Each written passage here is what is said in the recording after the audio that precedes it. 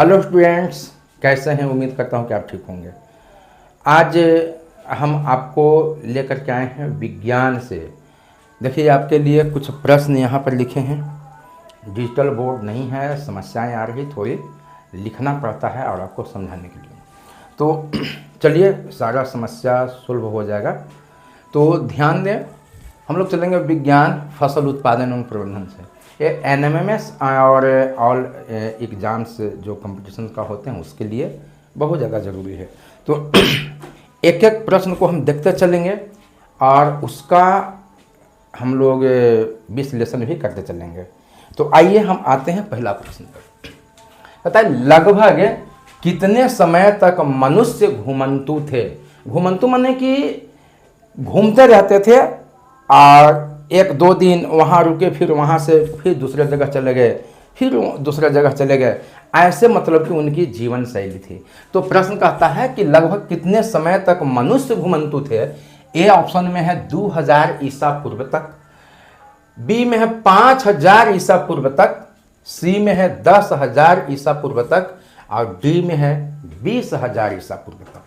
तो चलिए हम विश्लेषण करते हैं कि कब तक थे।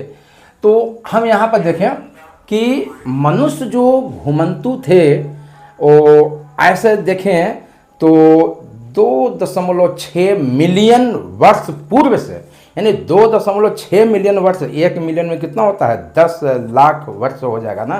तो करीब 26 लाख वर्ष पहले से ये मनुष्य जो थे ये घुमंतु थे, माने वो घूम घूम करके अपना भोजन की व्यवस्था करते थे। और ये चला कब तक? देखिए, कहीं कहीं पर होता क्या है कि 10,000 ईसा पूर्व तक रहता है, कहीं कहीं पर 12,000 ईसा पूर्व तक रहता है। लेकिन यहाँ पर मूल रूप से मतलब कि हम देखेंगे अपने विज्ञान की किताबों में है कि 10,000 ईसा पूर्व तक मनुष्य जो था क्या था? ये घुमंतु था, घूम घूम करके अपना जीवन यापन करता था। और इस एज को हम क्या कहते थे? इसको हम पूरा पाषाण काल के एज के नाम से हम लोग इसको जानते थे। पूरा पाषाण काल का मतलब क्या हो गया कि जितने भी औजार थे वो सभी औजार किसका थे? पत्थरों के औजार थे और आग से उस समय इनका परिचय हो चुका था। तो हम यहाँ पर मतलब कि देखें कि हमारा जो है आंसर जो है सबसे सटीक आंसर कौन हो जाएगा? 10,000 ईसा पूर्व तक मनुष्य घुमंतु थे। तो थोड़ा सा और जान लें, कहीं कहीं पर आपका रहता है कि 4,000 ईसा पूर्व तक, 5,000 ईसा पूर्व तक भी रहता है। तो वो कौन सा था? 10,000 ईसा पूर्व से हम फिर बढ़े हैं आगे की ओर। तो वो मनुष्य जो थे समूह में तो रहते ही थे, अब एक जगह पर अस्थायी रहना शुरू कर दिए थे। और ऐसी स्थिति में वो अब कृषि कार्य भी धीरे धीरे वो करना शुरू कर दिए थे। तो वो 5,000 से 4,000 ईसा पूर्व तक का वो काल था जब मतलब कि अस्थायी रह करके कृषि कार्य भी करना शुरू कर दिए थे। लेकिन अपना जो सवाल है कि लगभग कितने समय तक मनुष्य घुमंतु थे, तो करीब 10,000 ईसा पूर्व तक ये घुमंतु थे। और ये एज जो है आपका 2.6 मिलियन से लेकर के 10,000 ईसा पूर्व तक का था। कहीं कहीं पर आपको मिलेगा ऐसा कि 3.5 मिलियन वर्ष। तो एकदम शुरुआत एज था जिस समय मतलब कि मनुष्य जो घुमंतु जब होते थे तो उस समय शिकार के लिए मतलब कि चलते थे। तो वो करीब कहीं कहीं पर आपको 3.5 मिलियन ईसा पूर्व ही आपको बताया जाता है। चलिए हम आगे बढ़ते हैं। जब एक ही किस्म के पौधे किसी स्थान पर बड़े पैमाने पर उगाए जाते हैं तो उन्हें कहते हैं, ए में खरपतवार, बी में नर्सरी, सी में फसल और डी में श्वेत क्रांति। तो एक एक चलिए इसका विश्लेषण करते हैं। खरपतवार हम उसको कहते हैं कि जब कोई फसल हम उगाते हैं और उसमें मतलब कि फसल के अतिरिक्त कोई ऐसे चीज़ उग आते हैं जो फसल को नुकसान पहुंचाते हैं। जैसे मोथा हो गया, धान में क्या है? मोथा है, बल गेहूँ है, फिर उसको हम बथुआ बोलते हैं, सब क्या है? खरपतवार है। तो ये खरपतवार उनको हम कहेंगे। प्रश्न है कि जब एक ही किस्म के पौधे किसी स्थान पर बड़े पैमाने पर उगाए जाते हैं तो उनको तो हम खरपतवार कहेंगे नहीं, ये आंसर नहीं होगा। बी में नर्सरी। अब नर्सरी किसको कहेंगे? जहाँ पर एक ही प्रकार के जो बीज है उसको पहले हम बो देते हैं और उसको हम एक ही जगह पर उसको उगाते हैं, जिसको गाछी कहते हैं, और उसको फिर उखाड़ करके फिर जाकर खेतों में अलग प्रकार से लगाते हैं। तो वहाँ हम कहेंगे उस जगह को बोलेंगे नर्सरी, जहाँ पर पौधों को बड़ा किया जाता है, फिर वहाँ से उखाड़ करके उसको वहाँ लगा दिया जाता है दूसरे स्थान पर, तो उसको कहेंगे नर्सरी। लेकिन ये आंसर भी इसका नहीं होगा, क्योंकि कहता है कि पौधे किसी स्थान पर बड़े पैमाने पर उगाए जाते हैं, तो इसको तो नर्सरी में क्या हो गया, एक जगह से उगा कर दूसरे जगह रोपते हैं। चलो फसल, इसको क्या कहेंगे, एक ही किस्म के पौधे किसी स्थान पर बड़े पैमाने पर उगाए जाते हैं। जैसे अभी धान का सीजन है, अब धान का खेत देखिएगा तो उसमें देखिएगा कि पूरा ही धान लगा हुआ है, तो ये एक ही प्रकार की फसल है ना धान, तो इसको हम क्या कहेंगे, इसको कहेंगे फसल। गेहूं का जब हम बोते हैं तो सब पूरे खेत में देखते हैं कि गेहूं ही गेहूं है, तो एक ही प्रकार का वो है, तो उसको कहेंगे फसल। तो ये क्या है आंसर, सही है, सी क्या है आंसर, सही है। और डी देख लेते हैं, श्वेत क्रांति, तो श्वेत क्रांति दुग्ध उत्पादन से जुड़ा हुआ है ना। तो यहाँ पर आंसर कौन हो जाएगा, फसल। जब एक ही किस्म के पौधे किसी स्थान पर बड़े पैमाने पर उगाए जाते हैं तो उसको क्या कहते हैं, उसको कहते हैं फसल। चलिए नेक्स्ट क्वेश्चन देखते हैं। वह फसल जो वर्षा ऋतु में बोया जाता है उसे कहा जाता है, वर्षा ऋतु में जो बोया जाता है उसको क्या कहा जाता है, रबी फसल, ए में, बी में खरीफ फसल, और सी में जायद फसल, और डी में कोई नहीं। तो वर्षा ऋतु में जो होता है उसको हम क्या कहेंगे, तो वर्षा ऋतु में जो फसल होता है उसको हम कहेंगे खरीफ फसल बोलेंगे। रबी फसल कब होता है, यह वर्षा ऋतु में नहीं होता है, शीत ऋतु में होता है। तो जायद फसल कब होता है, गर्म होता है, जब होता है गर्मी का महीना होता है तब होता है। तो यहाँ है कोई नहीं, तो आंसर कौन हो जाएगा, खरीफ फसल। वह फसल हो गया चौथा। भारत में वर्षा सामान्यतः किस महीने में होती है, भारत में वर्षा सामान्यतः किस महीने में होती है, तो यहाँ पर है जनवरी से अप्रैल तक, बी में अप्रैल से जुलाई तक, और सी में जून से सितंबर तक, और डी में सितंबर से दिसंबर तक। तो आपका सही आंसर हो जाएगा, सही आंसर हो जाएगा जून से सितंबर तक।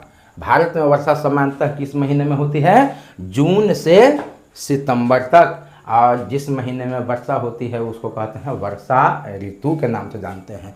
चलिए आगे हम चलते हैं 5 में। निम्न में कौन खरीफ फसल है, निम्न में कौन खरीफ फसल है, खरीफ फसल है, कौन है खरीफ फसल, ए में कद्दू, ए में है कद्दू, बी में है सोयाबीन, सी में है चना, और डी में है सरसों। तो कौन हो जाएगा खरीफ फसल हो जाएगा, तो यहाँ देखते हैं कद्दू लत्तर वाला है, गर्मी में होता है, जायद फसल है। सोयाबीन जो है, ये सोयाबीन क्या चीज़ है, अभी पता है ना कि सोयाबीन क्या चीज़ है, सोयाबीन आपका खरीफ फसल में आता है, सोयाबीन खरीफ फसल में आता है। और से चना जो है रबी फसल है, सरसों भी क्या है, रबी फसल है। और रबी फसल जब होता है तो वो कब होता है, जायद के सीजन में होता है। क्लियर है, तो यहाँ हो जाएगा सोयाबीन। छठा प्रश्न है, शीत ऋतु में कौन सी फसल उगाई जाती है, शीत ऋतु में कौन सी फसल उगाई जाती है, ए में मूंगफली, बी में नेनुआ, सी में गेहूं, और डी में क्या है, कपास, डी में क्या है, कपास। तो कौन फसल उगाया जाएगा शीत ऋतु में, तो शीत मतलब क्या हो गया, जाड़े के ऋतु में कौन वाला फसल उगाया जाएगा, ए में मूंगफली, बी में नेनुआ, सी में गेहूं, डी में क्या है, कपास। तो आपका हो जाएगा शीत ऋतु में गेहूं, गेहूं ये आपका उगाया जाएगा। अभी बताया ना मूंगफली क्या है, खरीफ फसल न है, नेनुआ ये सब लत्तर वाला क्या है, जायद हो गया ना, और कपास, ये कपास भी क्या चीज़ है, ये आपका खरीफ फसल है। तो आंसर कौन हो जाएगा, गेहूं। तो शीत ऋतु में और भी रबी फसल है, जैसे गेहूं है, चना है, मटर है, सरसों है, अलसी है, ये तमाम चीज़ें जो होती हैं ये सब कब होते हैं, ये आपका शीत ऋतु में ही होते हैं, और इसको बोलते हैं हम लोग रबी फसल। तो चलेंगे आगे 7वां में। भारत में शीत ऋतु का समय क्या है, भारत में शीत ऋतु का समय क्या है, ए जनवरी से मार्च, बी में अप्रैल से जून, सी में जुलाई से अक्टूबर, और डी में अक्टूबर से मार्च। तो कौन है भारत में शीत ऋतु का समय क्या है, अभी जो हमारे यहाँ जो सीजन चल रहा है, अभी सितंबर मतलब कि लास्ट होने वाला है और 2 अक्टूबर को दुर्गा पूजा है। तो अभी देख रहे होंगे धीरे धीरे क्या है कि वो ठंडा क्या हो जाएगा, बढ़ते चला जाएगा। तो ये कब, अक्टूबर का महीना आ रहा है, तो आपका आंसर क्या हो जाएगा, अक्टूबर से लेकर के मार्च तक, अक्टूबर से लेकर के मार्च तक में ये आ जाएगा आपका। भारत में शीत ऋतु का समय क्या है, जाड़ा का समय क्या है, तो ये हो जाएगा अक्टूबर से लेके मार्च तक। आगे आते हैं, प्रश्न आते हैं इस समय, धान को शीत ऋतु में क्यों नहीं उगाया जा सकता है। प्रश्न है कि धान को शीत ऋतु में क्यों नहीं उगाया जा सकता है। ए में है क्योंकि ठंड से फसल खराब हो जाएगी। बी में क्योंकि ठंड में विकास नहीं कर पाएगा। सी में क्योंकि पर्याप्त जल नहीं मिल पाएगा। और डी में क्योंकि अंकुर नहीं निकलेगा। कौन हो जाएगा, तो ध्यान देंगे ऑब्जेक्टिव टाइप जब क्वेश्चन आप बनाएंगे तो पूरा का पूरा चारों जो ऑप्शन है उसको जरूर पढ़िएगा। आपका लगेगा कि मतलब कि ए ऑप्शन भी सही है, ए ऑप्शन भी सही है, तो मोर देन सुटेबल आंसर जो आपका होगा, सबसे बढ़िया उत्तर होगा, वही चुनेंगे। तो धान को शीत ऋतु में क्यों नहीं उगाया जाता। अभी अभी हम लोग देखे हैं कि धान खरीफ फसल है और ये वर्षा ऋतु में उगाए जाते हैं। इसका मतलब ये हुआ कि धान को पानी की सबसे ज़्यादा ज़रूरत पड़ती है। तो यहाँ पर क्योंकि पर्याप्त जल नहीं मिल पाएगा, पर्याप्त जल नहीं मिल पाएगा तो धान होगा नहीं होगा। तो आपका आंसर सबसे सुटेबल आंसर कौन हो जाएगा, सी। क्योंकि धान को शीत ऋतु में इसलिए नहीं उगाया जाता है क्योंकि इसको पानी भरपूर नहीं मिलेगा। 9 में, निम्न में कृषि पद्धतियाँ का उदाहरण कौन है। कृषि पद्धतियाँ का उदाहरण कौन है, तो कृषि कार्य करने के लिए हम लोग क्या क्या अपनाते हैं, जो जो अपनाते हैं उसी को कहते हैं पद्धतियाँ। कृषि कार्य करने के लिए हल चलाया जाता है, सोहनी होता है, रोपाई होता है, उसमें सिंचाई होता है, तमाम चीज़ें जो हम लोग करते हैं ये सब कौन सी है, पद्धति है, कृषि की पद्धति है। तो यहाँ पर देखेंगे निम्न में कृषि पद्धतियाँ का उदाहरण कौन है। ए में मिट्टी तैयार करना एवं खाद उर्वरक देना। उर्वरक खाद फसल में हम देते हैं, तो मिट्टी तैयार करना और खाद उर्वरक देना, ए में ये भी सही है। क्योंकि हम जब कृषि करते हैं तो उसमें मिट्टी तैयार करते ना, जोतते हैं ना, मिट्टी को जोत करके उसको क्या करते हैं, वो पुलाव बनाते हैं, यानी कि मुलायम बना देते हैं, मिट्टी को भुरभुरी बना देते हैं। तो मिट्टी को तैयार करते हैं और खाद उर्वरक देवे करते हैं उसमें, है कि नहीं। खाद उर्वरक हम देते ही उसमें, बुआई एवं सिंचाई करते ही हैं, ये भी जरूरी है। सी में खर पतवार से सुरक्षा, कटाई एवं भंडारण करते हैं। जो भी उसमें फसल में अवांछनीय मतलब कि खराब, जो फसल को बर्बाद करने वाला चीज़ है वो उग आता है, उसको निकालते हैं कि नहीं निकालते हैं, निकाल लेते हैं। फिर कटाई करते हैं, फिर उसको भंडारण करते हैं, खलिहान में से ढो पीट करके कहाँ ले आते हैं, घरों में ले आते हैं, कोठी में डाल देते हैं, बोरा में बंद करके मतलब उसको छल्ली लगा देते हैं। तो ये क्या करते हैं, कटाई एवं भंडारण भी करते हैं। तो डी में कहता है सभी सत्य है, तो आंसर हो जाएगा सभी सत्य है, क्योंकि कृषि पद्धतियाँ में इन सभी को अपनाया जाता है। चलिए आगे 10वां प्रश्न, मिट्टी को पलटना एवं पोला करना क्यों जरूरी है। मिट्टी को पलटना एवं पोला करना क्यों जरूरी है, तो पहले समझते हैं। पलटना, जब आप हल चलाते हैं या कुदाल से कोड़ते हैं तो मिट्टी क्या होती है, मिट्टी मतलब कि नीचे से कट करके ऊपर में पलट जाती है। हल जब चलाते हैं, ऐसे हल जब चलेगा तो मिट्टी दोनों तरफ में क्या हो जाता है, पलट जाता है। तो मिट्टी पलट जाता है और बार बार जब उसमें हल चलाएंगे तो मिट्टी टूट जाती है, भुरभुरी हो जाती है। तो जो भुरभुरी मिट्टी हो जाती है तो उसी को बोलते हैं पोला, उसको क्या कहते हैं, पोला।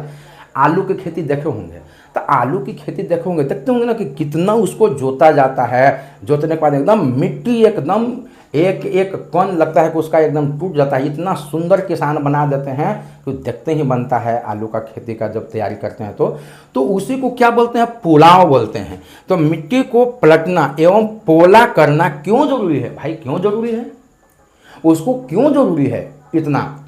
ए में जड़ों को हवा और पानी आसानी से मिलेगा। ए में कहता है कि जड़ों को हवा और पानी आसानी से मिलेगा, क्योंकि हम ही लोगों के लिए हवा ज़रूरी नहीं है। जितना हम लोगों के लिए ज़रूरत है उतना आपको मिट्टी के लिए भी ज़रूरत है। और मिट्टी को ज़रूरत है तब न वो देगा फसल को, यानी फसल को भी हवा ज़रूरत है और पानी हम लोगों के लिए ज़रूरत है, उतना ही पानी ये फसल को भी ज़रूरत है। तो कहता है कि मिट्टी को पलटना एवं पोला करना क्यों ज़रूरी है, तो जड़ों को हवा और पानी आसानी से मिलेगा। पौधा जब उसमें रोपेंगे ना तो उसके जड़ को हवा और पानी क्या मिलेगा, आसानी से मिलेगा। ये सही है ना, ये आपका ऑप्शन क्या है, सही है। फिर आगे देखते हैं, जड़ों को गहराई तक बढ़ने में मदद मिलेगा। भाई बताओ कि जब मिट्टी पोला हो जाएगा, अब मिट्टी एकदम भुरभुरी हो जाएगी अंदर, मतलब कि एकदम से मतलब कि जड़ को आसानी से प्रवेश करने का उसको जगह मिलेगा, तो जड़ बहुत तेज़ी से अंदर न जाएगा। जितने जड़ अंदर जाएगा तेज़ी से, उतना ही ऊपर वाला भाग जो है, तना वाला भाग है, वो बढ़ेगा। तो जड़ों को गहराई तक बढ़ने में क्या मिलेगा, मदद मिलेगा। ये भी सही है।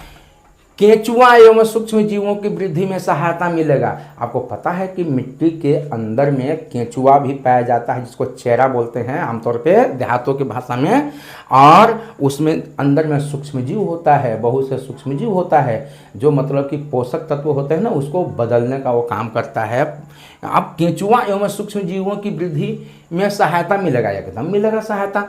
जब मिट्टी पलटेगा, पोला होगा, तो एकदम से मिलेगा, इसको मदद मिलेगा। केंचुआ एवं सूक्ष्म जीवों के वृद्धि में सहायता मिलेगी।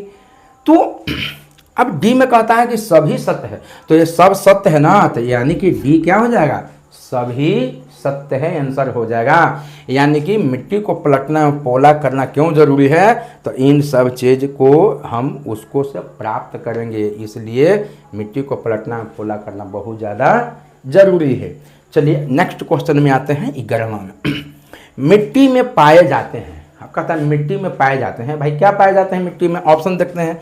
ए में खनिज, खनिज तो पाया ही जाता है मिट्टी में। अच्छा, बी में जल एवं वायु, जल और वायु भी पाया जाता है, अभी अभी देखे हैं। मृत पौधे एवं जंतु, अब मृत पौधे एवं जंतु आप देखते होंगे कि घास होता है खेतों में, वो घास क्या हो जाता है, जब उसको जोतते हैं, कुदाले से कोड़ देते हैं, तो उसमें क्या हो जाता है, घास सूख जाता है, और जब पानी होता है तो क्या हो जाता है, सड़ जाता है। तो वो कहाँ जाकर मिल जाता है, मिट्टी में मिल जाता है ना। तो मृत पौधे बहुत से ऐसे मतलब कि जैसे ढैंचा है, उसको क्या बुना ही जाता है, इसलिए कि उसको जोत करके पानी डाल करके और खेतों में सड़ा दिया जाता है। तो वो कहाँ, मृत पौधे ये भी मिट्टी में है। एवं जंतु, बहुत से ऐसे सूक्ष्म जीव हैं जो मतलब कि खेती करते वक्त में क्या हो जाते हैं, उसमें मतलब कि मर जाते हैं और मिट्टी में मिल जाते हैं। तो ये क्या है कि मृत पौधे एवं जंतु भी मतलब कि उसमें पाए जाते हैं। और आगे में कहता है कि सभी सत्य है, तो सभी सत्य है, ये सभी के सभी क्या हैं, सत्य हैं। तो यहाँ पर देखा हमने कि मिट्टी में पाए जाते हैं, खनिज भी पाए जाते हैं, जल एवं वायु भी पाया जाता है, मृत पौधे एवं जंतु भी पाए जाते हैं, इसलिए क्या हो गया, यहाँ सभी सत्य हैं। तो ये जितने भी क्वेश्चंस हमने किया, तो केवल इन्हीं क्वेश्चंस को हमने नहीं किया है, जितना भी एक्सप्लेन किया है, तो इसमें से बहुत से आपको प्रश्न बनेंगे और उनका उत्तर आपको यहाँ पर ये मिले हैं विश्लेषण करने में। तो ध्यान से इस वीडियो को देखिएगा और अपनी परीक्षा जो है एनएमएस का या अन्य कंपटीशन, उसको ज़रूर से बढ़िया से ध्यानपूर्वक पढ़ करके तैयारी करिएगा। आपको हर एग्ज़ाम निकले, यही हमारी कामना है।